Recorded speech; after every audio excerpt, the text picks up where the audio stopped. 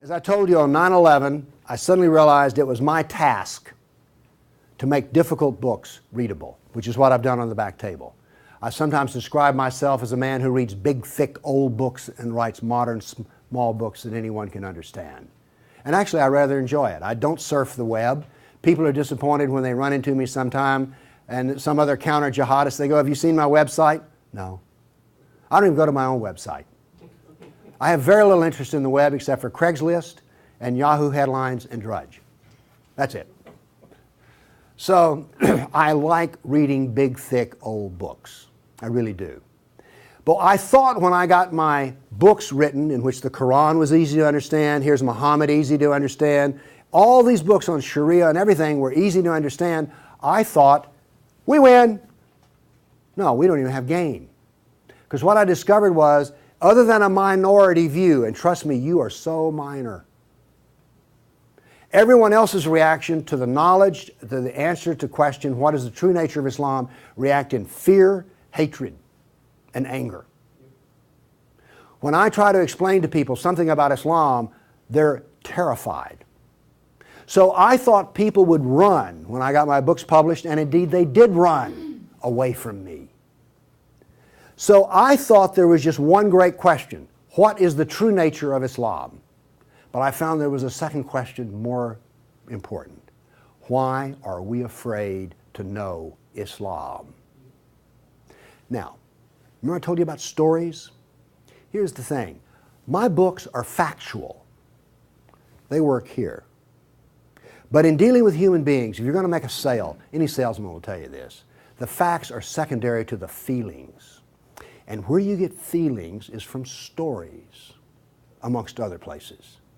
And I began to think about, why is everyone so afraid even though they don't know anything? Well, it turns out they do know little figments of stories about Islam that involve violence. And the knowledge that they were into the slave trade does not come as a shock, really. So, remember I told you that the house of Sufism was like a palace with a smell coming up from the basement? Everyone smelled that smell. They just don't want to talk about it. But it's somewhere deep in the back, almost primordial mind. So, the problem is we don't know the history of Islam. We don't know the answer to this question. This is the world of Islam. How did it happen? You can ask very intelligent people, and they will not be able to give you the answer to this question. How did North Africa go from being European and Christian to becoming Arab and Muslim? How did that happen? And is that an important question? How did the Middle East go from being Christian to Muslim? And is that an important question? I think it's an overwhelmingly important question. All right. Now, to understand how that Islamic world came about, we're going to have to go about and see how Islam entered our world. Now, to do that, Islam entered the world of the Byzantine Empire. We know that in the Sirah, Muhammad's life, his last days were spent killing Christians and subjugating them. After he died, that process continued. So, let's describe the world that Islam invaded. Now, we're told that the Roman Empire collapsed when the German barbarians invaded Rome. Y'all heard that story? Well, that's false. That is not true. It is wrong. What happened was, after the German barbarian tribes invaded Rome, they set up their own version of the Roman Empire. They retained classical culture. They spoke Roman. They hired Roman philosophers and Roman attorneys to teach their children and to run their schools. They came into the Roman Empire not to destroy the empire, but just to get the goods for themselves. The eastern part of the empire, so-called Byzantine Empire, is over here. Now, this is after the German invasion. The important point is this: there was still a classical empire. It's not collapsed.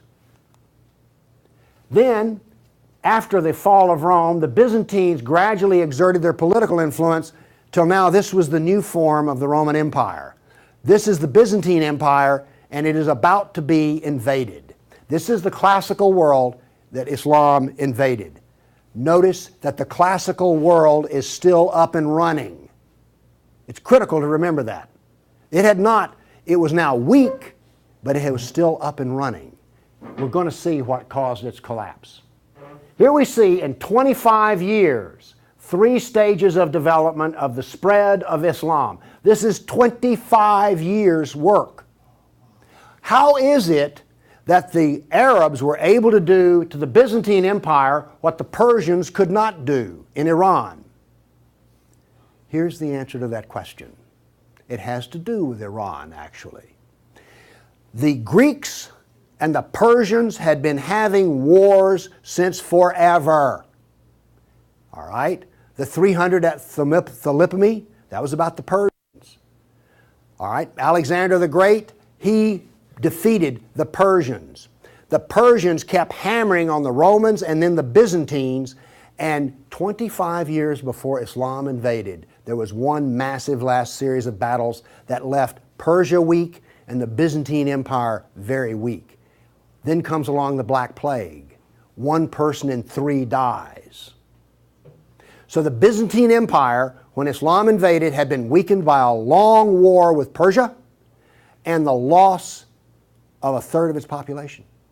The economy had collapsed by 2/3. You think the Obama economy is bad? Try 2/3. So we had an empire that was weak, invaded by people with a mission. Now what's important here is these 3 different shades of green represent the different caliphs. This empire is beginning to build here came from people who could be described as the apostles of Muhammad. Why is it important to know that? They knew Muhammad. They held his hand. One of them, Ali, married his daughter. Abu Bakr was his father-in-law. These people are not just brothers in the religious sense, they're brothers in the family sense. They knew Muhammad like I know my wife. And what did they do? Did they go out preaching the Quran? No, they didn't. They picked up their swords, got on their camels and horses, and went out whacking Christians and Persians. That is, this is the true nature of Islam. Here you see it. This is the fruit on the tree. Massive destruction. Now notice something else that's happened here. Egypt is the breadbasket of the Mediterranean. Syria, the heart of the intellectual world of the classical empire. In 25 years, the classical civilization lost its ability to feed itself and lost its biggest brain trust. This destroys classical Christianity. Christianity that we have today is a bloody stump of the original Christianity. Why? This destroyed the heart of it, transformed it. The first stage of the annihilation of classical empire, gone. The heart of it's gone. Okay. A century later, notice over here in Spain, 750 AD, Spain is already Muslim. This is rapid fire conquest. This is going to become very important because this happened as it were in the life of a nation overnight. This brutal assault is the key as to why we fear Islam. Now then, you're next going to see history that you've not heard before. I'm not a historian, but I am a scientist. And I can reason from data. I knew, once I read the story of Muhammad, that I had been fed a pack of lies about what caused the Dark Ages. Roman barbarians didn't cause the Dark Ages. First off, why would these barbarians were Germans? These are the same people who made Germany. You're telling me they were too stupid to learn how to do Roman law and stuff? Of course not. They were very intelligent people. They didn't cause the collapse. But that's the classical theory. If you go to Vanderbilt, that's what they'll teach you. Here we go with the data. There has recently been a lot of classical ancient works that have been translated and put into a database format so they can be accessed. There's been massive archaeological research under the ocean and at the edge of the Mediterranean. From this archaeological research, we're able to track history and economies. All right? That figure I gave you about how the economy collapsed, that came from the study of sunken vessels. Because if you're not buying much, you know, if 1 in 10, let's say 1 in 10 ships is sunk, that figure's not that high, but whatever. If you see a lot of sunken ships, there was a lot of ships sailing around. When they go down, the economy goes down. So from this data, we know a lot. And this, in particular, the database of ancient documents, gives us 548 battles that Islam fought against the classical world. This is all new information. I've talked with people who consider themselves history buffs, and they go, well, let's see, battles of Islam against Europe. Let's see, we've got the invasion, we got Tours, we got the invasion of Gibraltar, we've got Lepanto, Gates of Vienna, collapse of... Okay, that's 5. You talk to a historian, and those are the 5 battles they can scratch up. And I remind you, you can have all of these slides if you just send me an email for it. Okay, what does this new data show us? It shows us this. See the white spots? They're brand new battles. They're going to change to red. These are new. Every time, I want to show you this all over again. Every tick is 20 years. The new battles for that 20-year period come up in white, then they fade to red to show you the history. So white's what's happening right now, red has happened. Let's see how these 548 battles act out over. We're going to watch, in 70 seconds, we're going to watch 1,200 years of conquest. Look how fast this is happening. Bam! Here comes...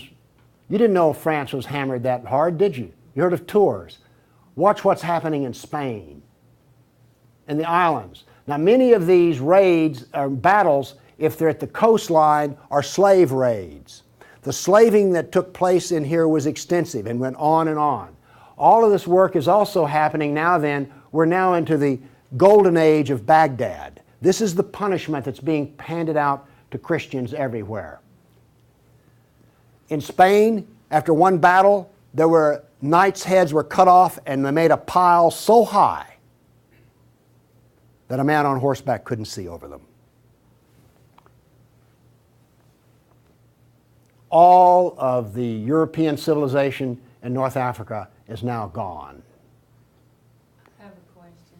Have you read the 13th Tribe? No. Okay. Now, pretty soon, and by the way, there will be a period of time, and you can see the clock running up here, there will be a brief blip of 5 battles that occur in North Africa, the Barbary Pirate Wars.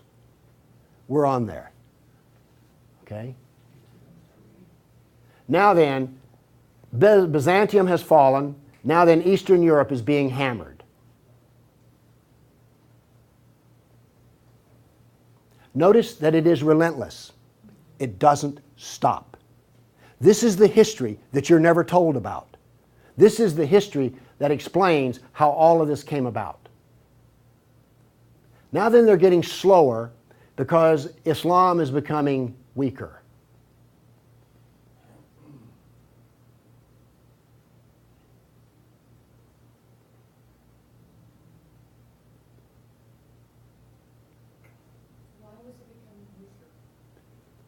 Corruption. All empires collapse from the inside ultimately. Okay. I say that what caused the collapse of classical civilization was not the invading German barbarian tribes. I say that classical civilization was destroyed by Islam. Now comes the question, why do we not want to know that? We're going to answer that question. All right, now I want to give you the headlines. With all those little dots, basically what I've showed you is just quantity. Okay? Relentless, but quantity. Now I'm going to give, we gave you 1,200 years of battles in like 70 seconds. Now we're going to go through in about 4 minutes. I'm going to give you the headlines from each century so you will know the emotional tone of what is happening. All right, 7th century. Muhammad sent Khalid out, the sword of Allah, to the Jazima tribe to offer Islam. They refused. He annihilated every one of them. At the Battle of Oasis in Iraq, for 2 days he spent out rounding up the losers, put them in a dry stream bed, and cut off heads until the stream ran with blood. He then took the captain of the Zoroastrian Persian tribe. His wife was there. He cut off the man's head, let the blood drain into the soil, and raped his wife in the bloody soil. That was one of the companions of Muhammad. This is the nature of jihad. Where did Khalid learn how to do that? From Muhammad. From Muhammad at the Battle of Khaybar. Umar conquered Jerusalem, and every Jew and every Christian became a dhimmi, which is a third-class semi-slave. You're now going to see, for the next few centuries, you're going to see Golden Age. We're told this myth of the Golden Age, how wonderful Islam is. So here's what's happening during the Golden Age. They started attacking Sind, which is the Hindus. 26,000 Hindus died. Armenian nobles were herded into a church after a debate, and the building burned down on top of them. At Ephesus, 7,000 Greeks are enslaved. We're still having the Golden Age. All new churches were ordered destroyed. At Amorium, there was massive enslavement of all the Christians. The Egyptian Christians revolt over the jizya, which is the dhimmi tax under the Sharia. Churches are burned, vineyards destroyed. 10th century was still in the Golden Age. In Thessalonica, 22,000 Christians enslaved. Christians massacred in Seville. In Egypt and Syria, 30,000 churches destroyed. You have your religion, I have mine. Still in the Golden Age, 6,000 Jews in Morocco killed, hundreds of Jews in Cordoba killed, 4,000 Jews in Granada killed, Georgia and Armenia invaded. In Hindustan, 15,000 killed, 500,000 enslaved. Golden Age, still upon us. In Yemen, the Jews are given the choice of convert or die. The Christians of Granada are deported to Morocco. And in India, cities are destroyed under the order convert or die. In one town, 20,000 Hindus became slaves. Still the Golden Age. 50,000 Hindu slaves decided to get freedom by converting to Islam. A new 20-year campaign created 400,000 new Muslims out of Hindus. Buddhist monks butchered, nuns raped. In Damascus and Safed, mass murder of Christians. Jews in Marrakesh massacred. Tabriz, forced conversion of Jews. Still, we're in the Golden Age. There are riots in Cairo, churches are burned, Jews of Tabriz are forced to convert. Tamerlane, one of the most evil men who ever lived, massacred 90,000 Hindus in one day.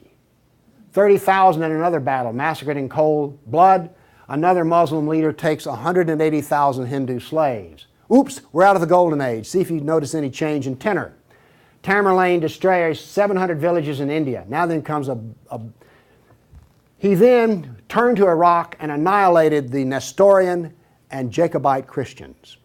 The Nestorian Christians, half of the Silk Route in China was Nestorian Christian. The Nestorian Christians had emissaries and missionaries in the court of China. Afghanistan was partly Christian. All right? Gone. This is part of the destruction of the church that no one knows about. 700 years of attack, they finally destroy Constantinople. 16th century, the son of Tamerlane destroys temples, forced conversions. Two of his generals built 2 towers of human heads. Once again, you couldn't see over them. And then noble women, Hindu women, started the practice of sati, which was mass suicide in order not to be sex slaves inside of the Sultan's harem. 17th century, Jews of Yemen and Persia forced to convert, forced conversions of Greeks. The Zoroastrians are persecuted in Persia, and over 500,000 killed Hindus. 18th century, more Zoroastrian persecution, Jews of Jeddah expelled, Jews of Morocco massacred, Hindu persecution continues. 19th century, more forced conversion of Jews, Jews of Baghdad massacred. Oops, 250,000 Armenian Christians slaughtered in Turkey. Now then in Persia, the Zoroastrians are completely annihilated. 20th century, over 1 million Armenian Christians killed. 1 million. So you now not only know the number of battles, you now see the tenor of what's going on. You now know quality and quantity. Do you get the drift on how bad this was?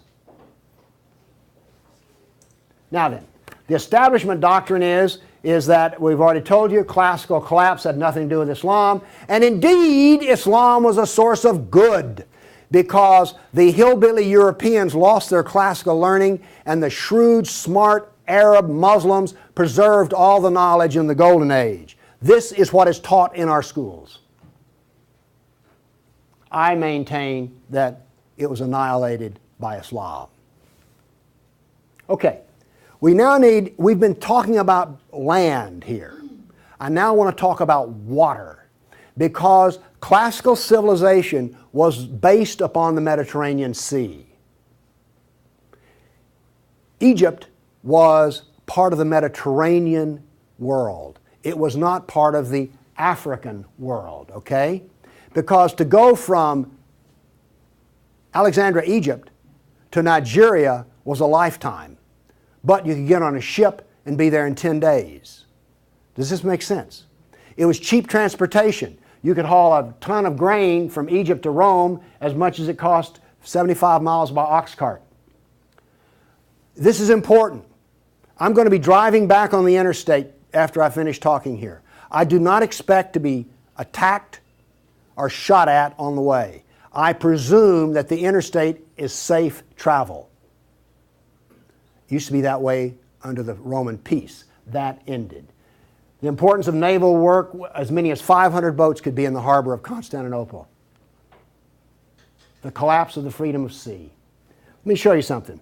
Now we know this from history, the data. Rome used to communicate with France by boat. After Islam, they went overland through the Alps. Why did they do that? There was no longer freedom of the sea. Here's interesting. The Black Plague was a known problem in the Mediterranean. It used to take 4 months to get from here to Constantinople because there was sea trade back and forth. Well, that was eliminated. So now then, when there was an outbreak of the Black Plague, it went from harbor to harbor, all around here, and it took 4 years to get to here. Do you see the point I'm making? There was that little freedom of trade. As a merchant striking out to do business, you could wind up with your ship gone, your goods gone, and you're in chains, enslaved. By the way, this cuts down a lot on commerce. A brag. The Christians couldn't float a plank on the inland sea. What did this do? It isolated Europe and impoverished Europe. So, you know the business of the Barbary pirates? You know the business of the Somali pirates? Same. It is Sunnah. It is Sunnah, the way of Muhammad. There's a famous hadith which is repeated endlessly, in which Muhammad awakes in a dream and he sees his jihadists sailing the inland sea. Islam always practices, where possible, economic warfare. Muhammad attacked caravans. What was attacked in New York? Ooh, Trade Center. This, economic warfare. I am an admirer of Islamic civilizational war methods. They're superior to everyone else's thinking in war. They use everything for war. Everything, including the womb. This was an economic jihad. There were three, you've heard of the Dark Ages? Well, there were 3 Dark Ages. One in Europe, one in Turkey, one in North Africa. You weren't told that, were you? Wonder why. Here we see some ruins. What's the importance of these ruins? Well, they're up and standing. What happened to all the ruins in Rome? Well, the people who were still living there used them as quarries. They harvested them. The Colosseum remained simply because it was so big. What does this tell us here? If all this stone is still stacked up, there were no people. The invasion of North Africa was so brutal and so fast that it actually left in the harbor a layer of silt. Here's how that happened. North Africa used to be farmland, irrigated farmland. The Romans, clever men that they were, put along the roads in North Africa olive trees for shade and for keeping the road fixed for free. Because what would happen is you would bid on buying a lease on a stretch of Roman road in North Africa. You maintain the olive trees and the road, and you got to keep the olives. So the Romans got money from selling the lease, and then they got the road fixed for free, and somebody has a business making money. Is this clever or what? That all ended because the invading Arabs were not farmers, they were herdsmen. The people there were Christian, and so therefore, when the average Arab family would own 50 goats. They put their goats out into the fields of Christians, and the Christians as dhimmis had no right to protest. Between death and the erosion of the crops, this produced a layer of silt in the harbors. So that's how brutal, hard, and fast came about this collapse of economy in North Africa. What was left for a European economy? Furs, lumber, swords, and slaves. We're now really getting to one of the points where we don't want to know this history. Anybody here all real proud about how some of your ancestors were taken off a coast in Italy and then put into a harem in North Africa? And now you have children from that who are distant relations? You see, you may have distant relations in the Arab world you don't know about because 1 million Christians were sold into slavery. And by the way, the Venetians helped to do that. And another embarrassing piece of news is this. The Jews were very big in the trans-Mediterranean slave trade. Nobody comes out of this looking good. No one looks good. Are you also beginning to see, like, I don't think I want to know any more about this history at all? Okay? Are you catching on here? All right. Now, the other thing we're told that's so bad about Christianity and so pitiful about those poor Muslims are the Crusades. Who's ever heard this? Well, the Crusades, oh, that's so embarrassing. Gosh, you know, we got out of Europe, we went over there and invaded the Arab lands, and then we killed them and hurt them, and like, oh, I've heard preachers wallow in pity about how drastically bad the Crusades were. All right, first off, Islam, remember, destroyed 30,000 churches. The Jews and Christians were dhimmis. There was infinite number of brutality against Christians. Christians were fleeing the Middle East, and the Byzantine emperor appealed to the Pope, help us, please. Now this was a big thing to do because the Byzantine emperor and the Pope did not get along at all. But these were desperate people. And what did the Pope look out and see? This is the world that he saw in 1100, the time of the First Crusade. Well, let's see, this much of Spain is Muslim, and we're getting our behind kicked on a regular basis. Oh, well, this Christianity's gone. Oops, this Christianity's gone. And look at all the battles in the non-Christian, in the areas that are still Christian. Do you see the geopolitical problem that the Pope was facing here? This was not just some, we'll saddle up, get on our horses, and go steal from them Arabs, which is what you're told. This is the political picture. But now then, let's do this. Let's look at a battle map for the Crusades. Let's be fair. I showed you the jihad map. Now here comes the Crusade battle map.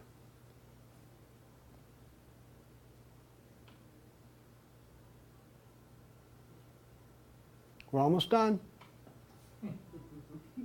That's it. Now we're told that the Crusades are the moral equivalent of jihad. And therefore we need to be ashamed and whine and cry. All right. The Crusades were defensive, lasted 300 years, and the last one was over 800 years ago. All the jihad was offensive, lasted 1,400 years, and it's happening right now. In all probability, some Christian is being slaughtered in Nigeria today. Now,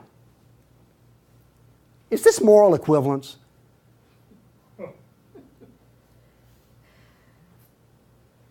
Why won't they teach this in a church school? So the ministers will stop, oh, the Crusades were just so terrible. No, the Crusades were one of the few times the church put steel in its spine. And then we apologize for it. Now then, let's go to the great benefits of Islam. We're told about two different golden ages. We're told about Andalus, the wonderful empire in Spain, in which there was multicultural peace, and Jew and Christian and Muslim all lived together in a golden age in Europe. You ever heard that? Well, here we go. This is the battle map of the golden age in Andalus. Now, while all this is going on, orders for slaves are being filled. The first slave order out of Spain was the Caliph ordered up 3,000 blonde virgins. They were shipped out of Spain. Battles are going on in which Christian knights die. But notice something here. The Christians won't quit fighting. This is going to take 700 years, and there's going to be nearly 150 battles fought. Where was this caliph located? There was more than one caliph at the time. This was a caliph in North Africa.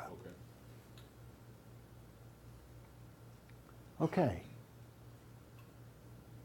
Now then, looking at this, do you understand why when Isabel and Ferdinand were finally in full power, they told every Muslim in Spain to get out of here? They drove everyone out. Okay.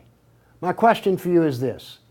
Was Andalus a multicultural golden age or a reign of terror? I claim it was a reign of terror, and it was not a golden age at all. And yes, there were a few people who had it good. The elites had it good. There were some rich Jews and rich Christians that had it good. Also, otherwise, there was constant war, slavery, and Christians had to wear robes so you could tell a Christian from a block away. And a Christian couldn't carry a sword, and they paid special taxes. And then we come to the question, why are we told this story? Now we have the Baghdad Golden Age. Here we go. This is all the battles that are fought during the period of the Golden Age in Baghdad. Now, not only are they as busy as they can be killing Christians, but they're also busy establishing the Sharia doctrine. They're also busy establishing the Hadith doctrine. And they're also busy in doing things like slave trading. You know all those exotic pictures you've seen of the harem? They're sort of pre-Playboy sexy, beautiful women in gauzy outfits. All of those women were Christians. Less romantic sounding, isn't it? The other thing that's happening in Baghdad is this. A new philosophy is being generated in which there is no cause and no effect. This turns out to paralyze the mind. Okay, those were all the battles that were fought during the mythical Golden Age. Okay, during the Golden Age, Christians and Jews were dhimmis, Christians were sex slaves. Here's one that gets me. During this Baghdad Golden Age, they evolved a philosophy in which there were no laws of nature and there was no cause and effect. I'm a scientist. We work off of two laws, the law of contradiction, does the data contradict the data, and the law of cause and effect. I've just explained to you why, out of their Golden Age, why you don't find Muslims getting Nobel Prizes in science. You cannot be a scientist and not believe in cause and effect. You just can't. Won't work. Now then, the Christians did all of the vaunted translation of the Golden Age text, and get this. We're told that this was such a great peak of learning, they destroyed 90% of the books. And we're told that the remaining 10% they preserved is like, oh, this was the Golden Age. Oh, we live in eternal gratitude to the Muslims. If they had come along, we'd have had 100% of them. Presented with a library in India, the largest library in the world was a Buddhist library in Nalanda. They came to him and reported the existence after they had conquered, and they said, "What shall we do with the library?" The order from the general was this: if it contains any information that is in the Quran, we already have it, burn it. And if it contains any information that is not in the Quran, it is false, burn it. The same was done with most all of the libraries. And why are we told this was some wonderful golden age that preserved knowledge for us? Ottoman Empire, 1683. The reason I have this up here, Islam in Europe. That's the world today. I've now explained to you how this world came about. It came about through relentless, brutal persecution of everyone who was not a Muslim. Now then, let's change to modern times. All of that work stops in 1922. This works off a database of 19,000 jihad attacks since 9/11. There are things like this. I know the date, the country, the city, how many are killed, how many injured, and a description. Now, when you present a guy like me with 19,000 pieces of data, I start asking questions. How do we make this make sense? So let's make it make sense. By the way, you did hear all about these 19,000 attacks in the Tennessean and the local newspaper, didn't you? You did hear about this. It was on the nightly news. We heard about Fort Hood. Oh, the workplace incident. Oh yeah, I got that. All right. Anyway, moving along here. This, by the way, is where all these took place. I just think that's interesting. And you'll notice something. This is the Islamic world, and it all centers around it. But notice how much is happening in Europe. Okay. I take the data and I parse it and I divide it. I use Islamic doctrine to analyze this data. What does Islam insist on? Well, in my first lecture, I told you they're fixated on the kafir, right? So I use the kafir to analyze this data from an Islamic standpoint. See, I'm the ultimate multiculturalist. No, really. I'm the only person you've ever met who analyzes Islam on the basis of Islam. Here we go. Here we have, in the last 10 years, the total number of attacks. In the green, we have Muslim on Muslim violence. You mean a Muslim will kill a Muslim? Really? They're doing it in Syria as we speak, right? Remember Iran, Iraq? Okay. Then we have the only one I care about. I mean, my motto here is sell weapons and intelligence to the loser.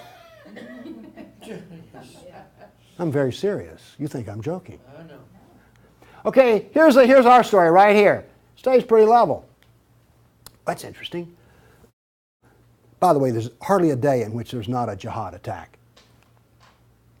Modern jihad is relentless, just like classical. Oh, by the way, one of the things this curve proves right here, Islam is bad for Kafirs. Islam is bad for Muslims. Islam is bad for Muslim and non-Muslim. That's what this data shows us. You want to argue with that? Okay, modern jihad is relentless. But what did we see in the other battle map? It was relentless. There are two types of jihad, against the kafir and against Muslim. You see, every time they kill a Muslim, the reason in Syria they're killing other Muslims, they're not real Muslims. Okay? Now then, we've introduced, however, a new phenomena. The mom and pop non-state jihadi shop. Okay? All of those battles up to 1922 were out of the caliph. Okay? We now have non-state jihad. That is all that is different. Okay, jihad attacks per year. I just chose the top 4 nations. But this doesn't really give us what we want because Israel's teeny weeny and India's great big, so let's do this on per capita. Now then, Israel, I bet you were surprised about Thailand. You didn't know that Thailand was getting whacked on a regular basis, did you? And look, here's a Christian nation, the Philippines, ranks number 3. And then India was Hindu. Oops, wait a minute. Do you know what I just told you? Jihad is against the Jew, the Buddhist, the Christian, and the Hindu. This is the data. Now you go to these dialogues, these multicultural smoozes they have, where the preacher and the rabbi and the imam show up. The preacher and the rabbi show up to tie, the Muslim shows up to win.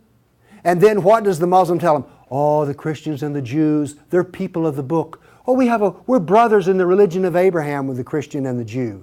You know, we're practically the same. We're brothers in Abraham. How's that stuff work out? Well, here's one of your people of the book. Here's another people of the book. Turns out they'll kill a Jew, a Buddhist, a Christian, or a Hindu just as fast as they will another. So much for being brothers in the religion of Abraham. The data does not support the theory. Therefore, the theory is wrong. There is no brotherhood of Abraham except in the minds of people who occupy pulpits. The jihad is against the Jew, the Buddhist, the Christian, the Hindu, and the secularists, by the way. The secularists are the worst of all. Well, maybe worse than the Hindu. It gets hard to know, you know, I mean, really. It's against all kafirs. That's who the jihad is against. The religion of peace. Here we go. 548 battles, 19,000 jihad attacks.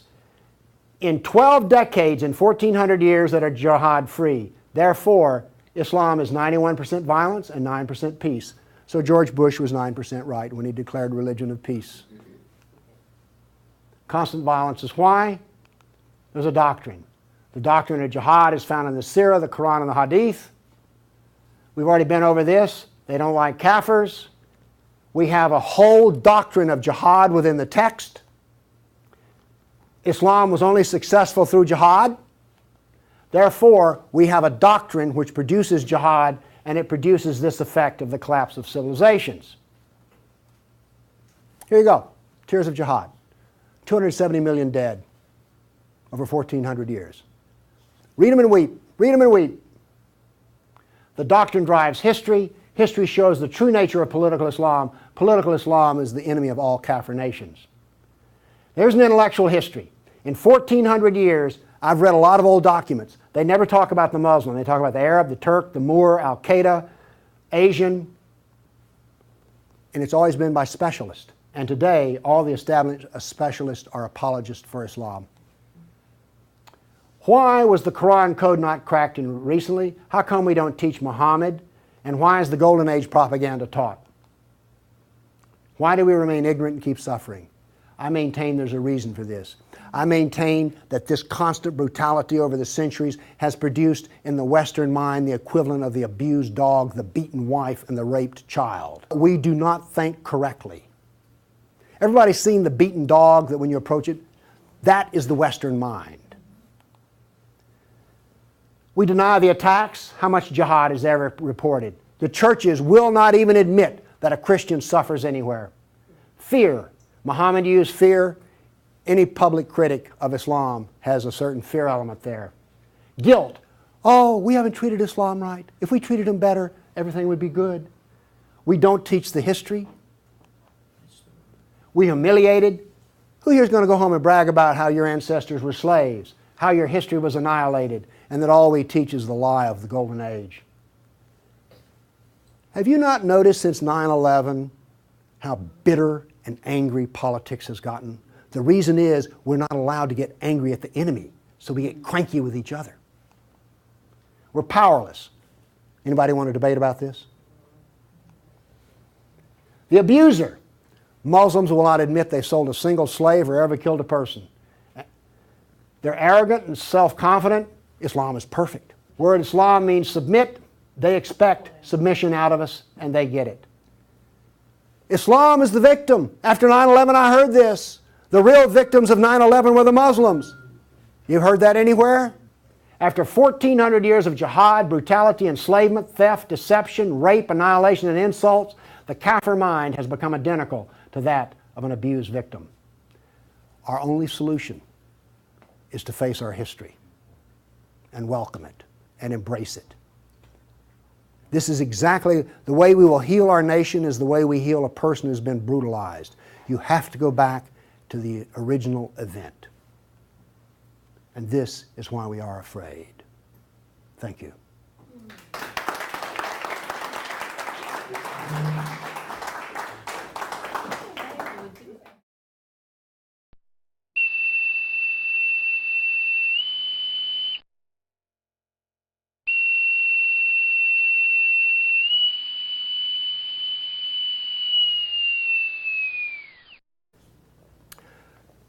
So, the problem is we don't know the history of Islam. We don't know the answer to this question. This is the world of Islam? How did it happen? You can ask very intelligent people, and they will not be able to give you the answer to this question. How did North Africa go from being European and Christian to becoming Arab and Muslim? How did that happen? And is that an important question? How did the Middle East go from being Christian to Muslim? And is that an important question? I think it's an overwhelmingly important question. All right. Now, to understand how that Islamic world came about, we're going to have to go about and see how Islam entered our world.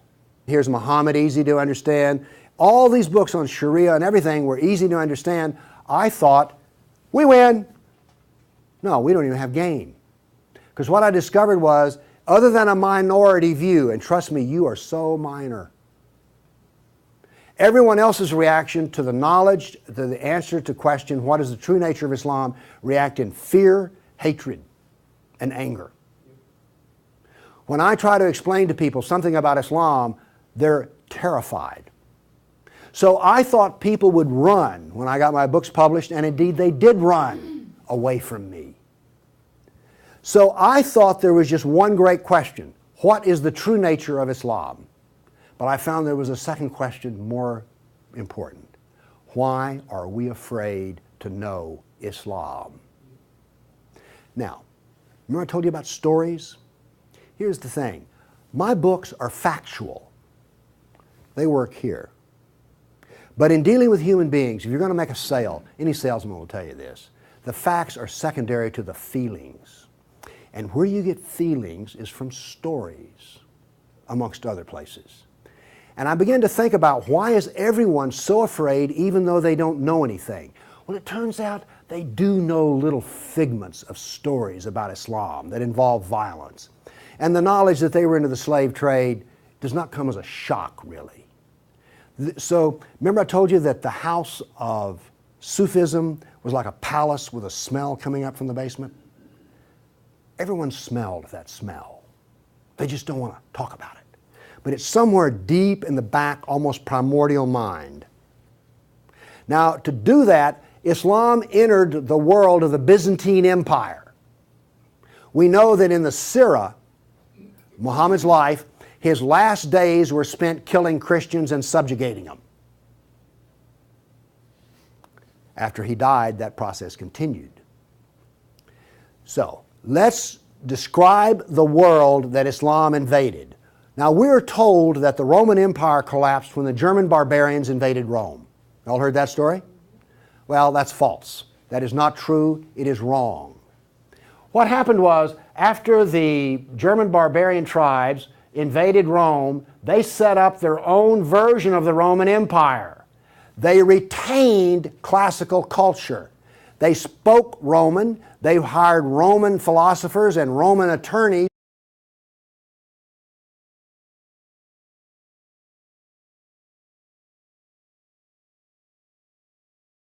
As I told you on 9/11, I suddenly realized it was my task to make difficult books readable, which is what I've done on the back table. I sometimes describe myself as a man who reads big, thick, old books and writes modern, small books that anyone can understand. And actually, I rather enjoy it. I don't surf the web. People are disappointed when they run into me sometime and some other counter-jihadist, they go, "Have you seen my website?" No. I don't even go to my own website. I have very little interest in the web except for Craigslist and Yahoo headlines and Drudge. That's it. So I like reading big, thick, old books. I really do. But I thought when I got my books written, in which the Quran was easy to understand,